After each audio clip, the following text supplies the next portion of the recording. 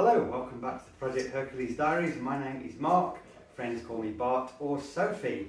I'm not normally in front of the camera, that's because I do my own filming and it's hard to be in the shot and to show you something that we make.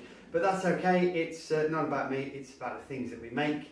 And this is a special video because it's more or less the 100th video that we have uploaded, and we've just about topped 700 subscribers, which is honestly 699 more than I ever expected. So if you're one of them, thank you very much, and if you're not, you're welcome to join them. So what's it all about? I think, well, I've had a few questions over time. The whole project is around making a really cool chop. I've always wanted a hardtail chop, a proper old school hardtail chop. I've had a few trikes, I've had a few cafe races, but never a chop. So I decided it was time to make one. And when you build a custom bike, the engine that you choose names the bike. So have you seen the Harley chop? If you put a Harley Davidson engine in, it's the Harley chop. If you build a cafe racer and you use a Norton engine, have you seen the Norton cafe racer over there? If you build a bobber and it's got a Triumph in, it's the Triumph bobber. So I thought, well, how do you get away from that? How do you sort of raise the bar and go one better? Why don't we make the engine? So the idea was hatched quite a few years ago. I lived in Australia. We was having a Royal Enfield Owners Club meeting, and the Flying Milliard, which is quite a famous V-twin bike made with 2 cylinders of the Pratt & Whitney engine by Alan Milliard, that had just been sort of released and it was in the press and everyone was talking about it. And I said to the guys, well, we all ride single cylinder bikes and I want to make a big single cylinder engine and put that into a chopper. And of course, everyone fell about laughing, it's impossible, can't be done. So that's where the idea was born. And then when we moved back to England, I happened to move right next door to a guy who designs engines for a living and is now retired and does it for fun, who's a fan of sleeve valves. So we got chatting and we decided that between us, we were going to make a sleeve valve engine. Now, Mr. Bob has already made 10 engines and this is his 11th design. So between the two of us, we work quite well. So I'm going to pop over to Bob's now. I'm going to teleport over and I want to show you some of the things that Bob's done because they're really cool. Some of Bob's engines and designs, and we'll have a look at his bikes if it's not too cold because it's about -4 out today. So I want to pop over there now and say hello to Mr. Bob. Just before I do that though, I'm going to teleport to my own garage because a new set of handlebars have arrived and I think they look pretty cool. There she blows. So I asked the internet and the internet has delivered. So I asked if anyone had a set of 1-inch bars that I could borrow, and a very nice bloke said, yes, actually I've got a set you can have, not using them. So they arrived in the post and I fitted them, and they're not perfect, they're not quite exactly where I would like the bars to be, but if you've got no bars it's quite difficult to know where you're going from. Once you've got a set of bars, you know that, I would like something perhaps a little bit taller or a little bit shorter, and you've got something to take a measurement from. So if I take a set, I'm just going to pass my camera over to my offspring and have a seat. And it will be something like that. So we're not far off at all, perhaps just a little bit more on the height perhaps. But that's about where I think I'll be sitting, and it's starting to come on. Does my bum look big in this? No, your belly does though. Haha, funny kid. Right, let's teleport to Bob's. With a quick pit stop on the way in the other shed because we have a little bit of progress here. Looks like Bob's been busy during the week on the spacer that goes on the end of the crankshaft. So that's another job that's looking like it's not finished, but it's getting a bit closer to be finished. And every little thing we do is a bit of progress. Right, to Mr. Bob's. Right, here we are. This is Mr. Bob, friend and neighbour, co-conspirator and general partner in crime. And we're in the drawing room in Bob's place because there's some amazing stuff here that really the world needs to see. So Bob, tell us, just talk us through some of your engines and stuff. So we'll start off with number 1 then. Yes. To say which was the first one we built. Well, the blown Triumph. Talk us through that one because it's particularly interesting. So if you've got a photo of that, yeah, it's a 500cc twin-cylinder Triumph engine modified to become a 2-stroke with the supercharger on the front, Yeah. with the Shorrock's carburettor, and then it inhales through and pushes the gas in through the transfer ports, which are cut in the bottom of the cylinders there, and it uses the exhaust, all the valves in the head as exhaust. So these are exhaust pipes on the right and on the left. Would have normally been a carburettor, this is now rear exhaust, right? Wow. Yeah, so the normal twin exhaust at the front still retain. It's a uniflow scavenge where the mixture goes straight through the cylinder and out the top, and the blower is belt driven, as you can see. And that was drag raced, was it? It was, and that was in the 1960s. I would have loved to have seen that. We're talking about 60 odd years ago now. Just to set the purist. At the time. Triumph 2-stroke Bonneville, that would be something, wouldn't it? An article on it in Roy Bacon's book on the Triumph. Yeah, okay. You can read about it in there. And after that, after that would be to this one here then. So. Well, that's right. This is the first of the sleeve valve projects. Yeah. Which is a 125cc engine, completely home built, as you can see. Cut out solid more or less, and all carburettor on here. Yeah. And water pump on the front, little tooth belt driven water pump. Mixtures inhale through the carburettor with the normal rotary 2-stroke rotary disc valve into the crankcase, and then pumped up through fully radial transfer ports, which are uncovered by the piston when it comes down. Yeah. Shunted up there, then it flows through, so it's uniflow scavenge again, and it comes out over the top of the sleeve into the exhaust expansion chamber, which goes on the back there. And that was made in the early 70s. Right, okay. And eventually ended up at Cranfield University on test, and developed about 20 horsepower at about 11,500 RPM, and was quite successful, really. Considering for complete home built one-off special. It actually it's since gone down to Fred's, who's the chap that worked with me on it. It's gone down to his son, who's going to. I'm not quite sure whether he's going to display it or run it or what. Anyway, he's taken it away.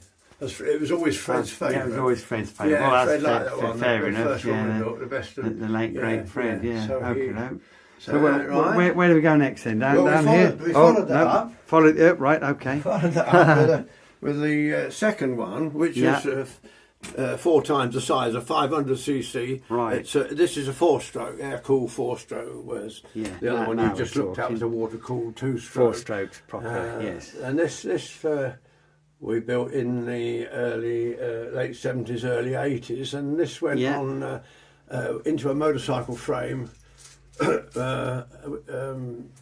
which was loaned to us originally by Steve Linsell, a homemade frame, and Norton gearbox, forks and all the rest of it, and did a lot of running around England, all around. We did 4 lots of 3 tours all the way down Devon and Cornwall. Right. In all, it fair bit of life in it. Nearly 10,000 miles. Yeah.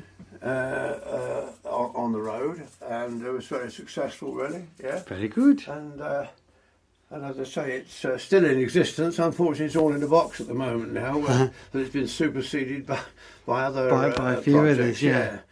Right. So what came after that then? After that, we go back over. Oh, back over here. Right. We come to the equivalent 500cc water-cooled 2-stroke. Right. One which uses the same crankshaft assembly as the one you've just looked at. Yeah. And again, we have it rather like the 125. It inhales through, in this case, not a disc valve but a reed valve into the crankcases, and then pumps up the gas through the radial transfer ports, as before in the 125, through the cylinder, over the top of out through the ports in the top of the sleeve, and into an exhaust with system. And that's the one that's in the bike in the garage at the moment. Basically, that's the one that's in the bike at the moment now, still in the bike. And the only difference is, major difference is that all of this sleeve drive mechanism here has been replaced by a simple conrod assembly, which you can vary the timing by moving it round on the crank, and so it's simplified. It got rid of all this gear case and driving gears that you see on this drawing. Much similar. The whole thing now just runs simply on petrol. It doesn't carry any extra oil we needed for this case. So it's a simplified version. And that I call that was the E6, the final variation. Engine 6, and that's running. That's up and running. Yeah. When it's not -4, because it's -4. Yeah, that's right. We'll pop down the garage and do a little video on that bike and some of the others as well, because these machines exist. They're not just made to wear and drawings. They're all there. It's been off the road now for probably something like about 6 or 7 years, because it's been superseded by other projects which you'll see around there. Go on, tell us around then. What came after that? Well, the sort of four-cylinder Scott Norton came along after that, which is a beast, and that's over that's here not on somewhere? any of these drawings. Right. No, it's a square 4. Yeah, square 4, 2 Scott engines back to back, but that's out in the garage, isn't it? At the moment, yeah, the bike is. But we've got some construction photos, haven't we? That's right. There are these photos. All of this lot. All of this lot and all of this lot as that well. shows the engine. Yeah, there you go. And there's the bike complete. There's a complete bike. And me working on it, and it's all here. There you go, all in there in the Norton Dominator frame. That's right, and it's modified a square Norton Dominator frame. Yeah. So that's a Scott. Is it a Flying Squirrel? Was it? Two Flying Squirrel. Yeah. So there's a set of barrels and pistons and heads. That's it. 2 of them, and then all of this bottom sort of case is complete homemade, and it's geared together. Yeah. And we are in the shed a few years ago. Geared together. So there's a counter shaft in the centre. That's it. That links the two. Yeah, that links the two together. You can see that actually on these drawings over here. You'll see that there's a top. Would it be that one? That type. Yeah, that's right. That shows the crank chambers, isn't it? Yeah. And you can see 2 crankshafts and the transfer gears between them. That's right. That's how they were made. I think there's a shop. On the Denby mill. That's right, yeah, on the old Denby mill and that, yeah. It's gradually a progression from the original castings arriving all the way to final assembly down in here. If you follow it sort of through in sequence, that's how it goes, yeah.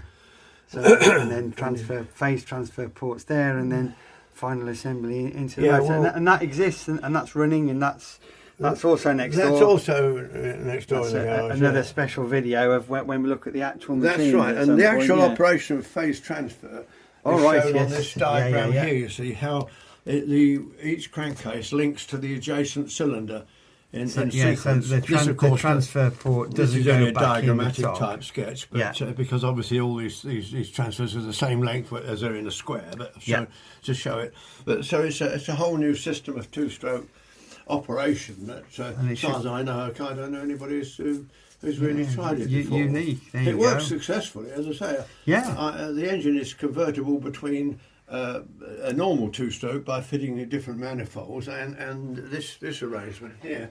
You can see that on this drawing here. Yeah, so that's the normal manifold standard manifold arrangement, and above it is the phase transfer manifold. You can see that the manifolds are longer and link the adjacent crankcases together. So each individual crankcase is a sealed unit. They're not. That's right. Oh yes, they're sealed units. Yeah, that's right. They're linked to the. So that's how and it's all phased at 90 degrees. That's amazing.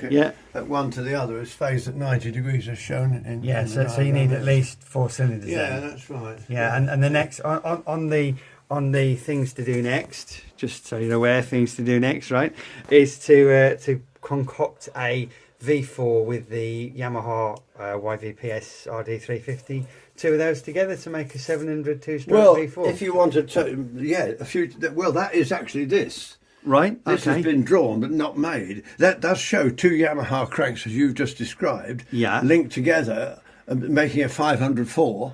Okay. 250 cranks laid together in sequence, and you can see the linking of the transfer ports going across here, going around, because it doesn't use deflector piston, it uses Snell type flat top piston porting, right? And the exhausts come out, and they come out through the top. Yeah. Here, they all come out the cylinder heads. They come up out of the crank, and then they turn through 90 and go up through there. keep It the uses rivers rotary disc valve. This particular one uses rotary disc valves on here to control the inlets where the carburetors go on the side here.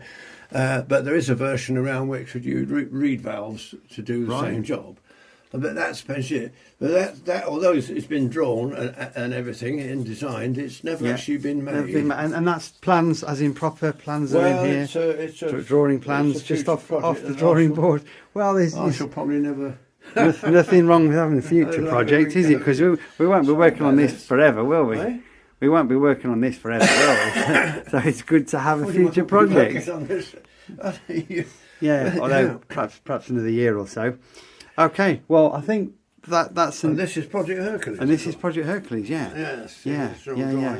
So just in summary over there, we had a 2-stroke 500 Triumph supercharged, converted to 2-stroke. There was a 125 4-stroke. There was a 500 125 2-stroke. Sorry, 125 2-stroke. 125 500 4-stroke. 500 2-stroke. Right. A 1200cc square 4 2-stroke. That's right. Yeah. Yeah. Wow, that's insane. And then finally the one day we were talking about. Yeah. 500. Oh, and there is a diesel. A diesel 500 2-stroke as well. That's in the shed still. That just needs fitting to an engine. Finished or run, but that's out in the shed. That's right. Yeah. Well, that's fantastic. And then of course there's the original Scott Norton Racer, which was put in a vintage. Yeah, Norton and that all in bike's 1929 vintage. Yeah, which is a game next door as well. So when we've got a moment, we'll when it's not so cold, we'll perhaps have a look at the actual bikes, and we're doing another special video. If you would link it into. Yeah. Well, that's epic. Thanks very much for showing us around, Bob. And I'm going to teleport next door and just finish up this.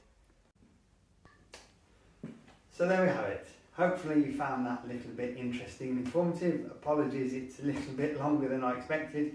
And if you've made it this far in a world where people have an attention span of 30 seconds, well done. I could spend all day next door talking to Bob. Some of the things that he's made are absolutely phenomenal. There are very, very few old boys left now who really understand how to design, manufacture and build something from scratch. In these days of computer-aided design and 3D printing, those skills will soon be gone, and I think that's a real shame. So I'm going to try and become the next old boy, as you can see I'm part way there already, the next old boy, and just to keep that British engineering tradition alive, and hopefully be riding around on a cool chopper before I'm too old to enjoy it. Thank you as always for watching. More updates will follow.